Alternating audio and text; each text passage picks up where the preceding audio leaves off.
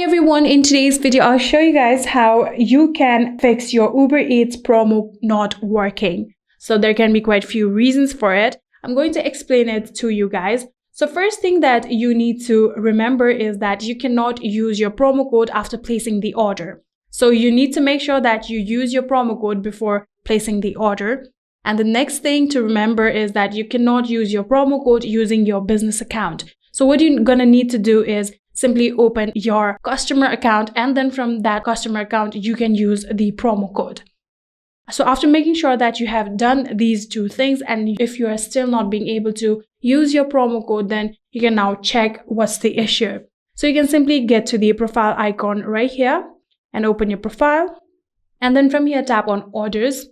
And then here you can see I haven't placed any orders, so there are no orders yet. But if you have placed any order, there will be the order right here. There will be the order right here. And all you need to do is tap on that specific order and then tap on view. So after tapping on view, you'll need to tap on view receipts. And in your receipt, there will be a promo code written in there. And like that, you'll be able to know whether you have used your promo code or not.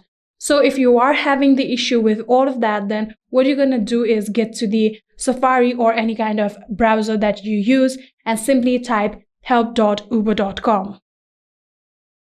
Just like this, here you can see help.uber.com, then simply tap on go, and then we'll get to the help page of Uber. And just like this, you'll need to make sure that you're logged into your account. Here you can see I'm currently logged in, and in here tap on Uber Eats. After tapping on Uber Eats, from here you'll need to now tap on view all messages here. And from here, you'll be getting the option of send message. And like that, you can now send message to Uber saying that you cannot use your promo code, and they'll send you the further process of how to fix it.